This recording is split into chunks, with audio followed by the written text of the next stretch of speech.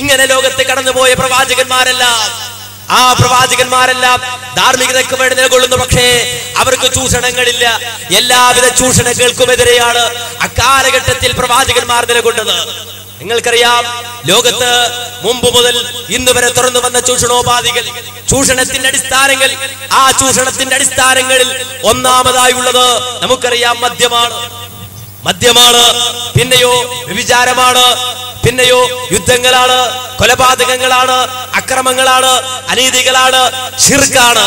പ്രവാചകന്മാരോ, ലോകത്ത് കഴിഞ്ഞുപോയ പ്രവാചകന്മാരോ, ആ പ്രവാചകന്മാരെല്ലാം ചൂഷണത്തിന്റെ പ്രഥമമായ ഒന്നാം ഘട്ടമായ ശിർക്ക്, ബഹുദൈവാരാധന, ബഹുദൈവ വിശ്വാസം, അതിനെതിരെ പ്രവാചകന്മാരെല്ലാം സംസാരിക്കുന്നു. ചൂഷണത്തിനെതിരെ പ്രവാചകന്മാർ സംസാരിക്കുന്നു.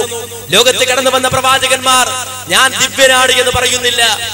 ഞാൻ മഹാത്ഭുതങ്ങൾ കാണിക്കുന്ന ഒരു ദിവ്യനാണ്, എന്നിൽ ദിവ്യത്വമുണ്ട്, ഞാൻ ദൈവമാണെന്ന് ലോകത്തെ പൊഴിഞ്ഞുപോയ ഒരു പ്രവാചകനും പറയുന്നില്ല. ആ പ്രവാചകന്മാരെല്ലാം പറയുന്നത് ഇന്നമാ അന അബ്ദുൻ, ഞാനൊരു അടിമ മാത്രം. ഇത് ലോകത്ത് കഴിഞ്ഞുപോയ പ്രവാചകന്മാരെല്ലാം പ്രഖ്യാപിക്കുന്നു, ഞാനൊരു അടിമയാണ്. അവർക്ക് ചൂഷണമില്ല. മദ്യത്തിനെതിരാണവർ, വ്യഭിചാരത്തിനെതിരാണവർ. എന്നാലോ മതത്തിന്റെ തണലിൽ കടന്നു വന്ന പൗരോഹിത്യം, ആ പൗരോഹിത്യത്തെ എടുത്ത് പരിശോധിച്ചാലും, ആൾ ദൈവങ്ങളെ എടുത്ത് പരിശോധിച്ചാലും അവരുടെ ഏറ്റവും വലിയ വീക്ക്നെസ് മദ്യമാണ്, പിന്നെയോ വ്യഭിചാരമാണ്. ഓരോ ആസാമിമാരെയും പൊക്കുമ്പോ, ഓരോ സാമിമാരും അറസ്റ്റ് ചെയ്യപ്പെടുമ്പോ അവരുടെ രഹസ്യ റൂമുകളിൽ നിന്ന് അതോടൊപ്പം തന്നെ പിടിക്കപ്പെടുന്നത് അശ്ലീല സീഡികളാണ്. ഇതാണ് ദൈവമായി അഭിനയിച്ചുകൊണ്ട്, ധാർമ്മികതയുടെ മറപിടിച്ചുകൊണ്ട്, മതത്തിന്റെ മറപിടിച്ചുകൊണ്ട് കടന്നു വരുന്ന നവീനരായ ഈ രൂപത്തിലുള്ള അക്രമികളും ചൂഷകന്മാരുമായ ആൾ ദൈവങ്ങളുടെ അടയാളമെങ്കിൽ ലോകത്ത് കഴിഞ്ഞുപോയ പ്രവാചകന്മാരോ, ആ പ്രവാചകന്മാരെല്ലാം മദ്യത്തിനെതിരെ, വ്യഭിചാരത്തിനെതിരെ, അക്രമത്തിനെതിരെ, പലിശക്കെതിരെ, തോന്നിവാസത്തിനെതിരെ, ആ തോന്നിവാസത്തിനും അക്രമത്തിനും അനീതിക്കുമൊക്കെ എതിരായിക്കൊണ്ട് പ്രവാചകന്മാർ നിലകൊള്ളുമ്പോ പിൽക്കാലഘട്ടത്തിൽ കടന്നു വരുന്ന ഈ രൂപത്തിൽ ആ ചൂഷണം മാർഗമായി കടന്നു വരുന്ന ആളുകളോ, ആ ആളുകളെ സംബന്ധിച്ചിടത്തോളം ജീവിക്കണമെന്നതാണ് അവർക്ക് പ്രശ്നം. സ്വസ്ഥമായൊരു ജീവിതം അവർക്ക് വേണമെന്നതാണ് പ്രശ്നം. അതുകൊണ്ട് തന്നെയാണ് ചില ആനന്ദന്മാർ രംഗത്ത് വന്നപ്പോൾ അവിടെയെല്ലാം നമ്മൾ ഈ രൂപത്തിലുള്ളൊരു സംസാരം കേട്ടത്. ആനന്ദന്മാർ രംഗത്ത് വന്നപ്പോൾ ഈ രൂപത്തിലുള്ള സംസാരങ്ങൾ കേട്ടത് അങ്ങനെയാണ്. ഇപ്പോഴുള്ളത് സ്വാമിമാരല്ല, നേരെ മറിച്ച് എന്താണോ പേര്, ആ പേരിനോടൊപ്പം ആനന്ദ എന്ന് ചേർത്താൽ അതിൽ ആനന്ദം കണ്ടെത്തുക എന്ന ഒരു ആനന്ദത്തിൽ അകപ്പെട്ടു പോയ ഒരു വിഭാഗമാണുള്ളത്. കരടി എന്നാ പേരെങ്കിൽ കരടി ആനന്ദ എന്ന് പറഞ്ഞാൽ സംഗതി മാറി. അതുപോലെ തന്നെ ഭദ്രൻ എന്നാണ് പേരെങ്കിൽ ഭദ്രാനന്ദ. ഇങ്ങനെ തന്റെ പേരിനോടൊപ്പം ആനന്ദ എന്ന വാക്കുകൂടി ചേർത്തുകൊണ്ട് അതിൽ ആനന്ദം കണ്ടെത്തി താനൊരു ദൈവമാണെന്ന് വാദിക്കുന്ന ഒരു അവസ്ഥയാണ് നമുക്കിവിടെ കാണാൻ കഴിയുന്നതെങ്കിൽ ഈ ആനന്ദന്മാർക്കുള്ള പ്രശ്നം എന്താണ്? കണ്ടോളൂ ഒരു ആനന്ദനുള്ള പ്രശ്നം.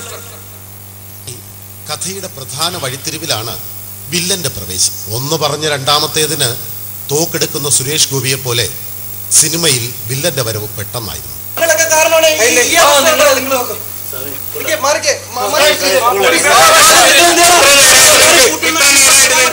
തോക്ക് മേടിക്കാൻ പറ്റില്ല, എന്താണ്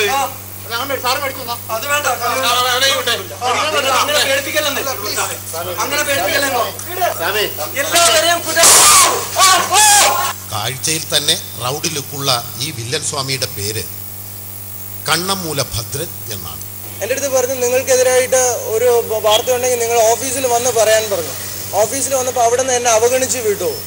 സിനിമയുടെ സൗകര്യത്തിന് വേണ്ടി ഹിമവൽ ഭദ്രാനന്ദ എന്നാണ് ഭദ്രൻ തന്നെ സ്വയം വിശേഷിപ്പിക്കുന്നത്. ഇടത് കൈയിൽ തോക്കും വടി പോലെ തേച്ചു നിർത്തിയ കാവിക്കുപ്പായവും ആവശ്യത്തിന് രുദ്രാക്ഷവും സമാസമം ചേർത്താൽ കണ്ണമ്മൂല ഭദ്രനെ സ്വാമി ഹിമവൽ ഭദ്രാനന്ദയാക്കാം. നന്മയുടെ മഹാസൂക്തങ്ങൾ ഉരുവിടാൻ അവതരിച്ച ഭദ്രന് പക്ഷേ നാവിൽ തെറി മാത്രമേ വരൂ. പോലീസുകാർ വരില്ലെന്നല്ല, ഞാൻ നല്ലവരായിട്ടുള്ള കുറെ പോലീസ് ഉദ്യോഗസ്ഥരുടെ അടുത്ത് തന്നെ ഇരിക്കാം. ഞാൻ ഈ ഓഫീസിലായിരിക്കും. ആലുവ സി ഓഫീസിലുണ്ട്. ആത്മഹത്യ ഭീഷണി മുഴക്കുകയല്ല, ചെയ്യാൻ പോകുന്നതിന് മുമ്പ് കുറച്ച് കാര്യങ്ങളിലൂടെ ചെയ്തു തീർക്കണം, അത്രയേ ഉള്ളൂ. പോലീസ് സ്റ്റേഷനിൽ വെച്ച് ആത്മഹത്യാ ഭീഷണി മുഴക്കുന്ന ഒരു സീനിൽ ഭദ്രൻ സ്വാമിയുടെ കയ്യിൽ നിന്നും തോക്കറിയാതെ പൊട്ടുമ്പോൾ വില്ലൻ കോമഡി ആർട്ടിസ്റ്റായി മാറുകയും ചെയ്യും.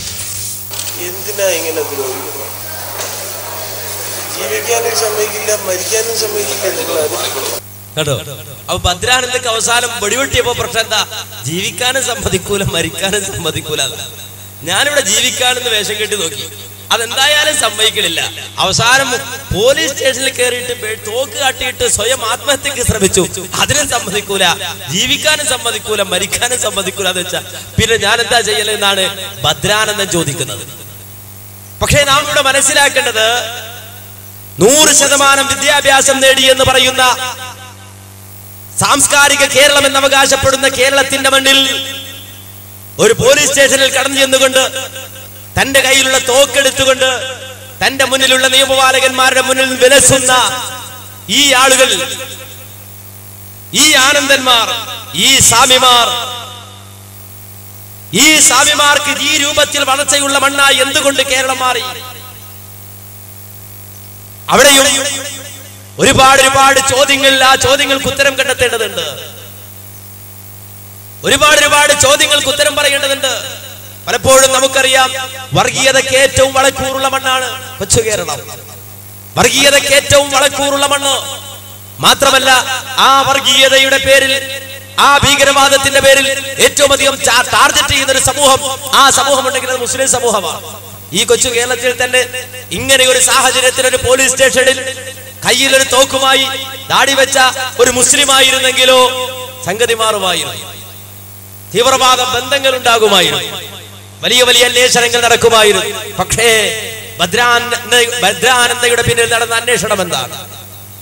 ഭദ്രാനന്ദയ്ക്ക് പിന്നിൽ നടന്ന അന്വേഷണം എന്താണ്? ഒരാഗോള പ്രതിഭാസമായി ഈ രൂപത്തിൽ തോക്കെടുക്കൽ പ്രതിഭാസത്തെ കണ്ടുകൊണ്ട് ആഗോള തീവ്രവാദത്തിന്റെ ഭാഗമായി ഉള്ളെടുത്ത ഒരു പ്രസ്ഥാനമായി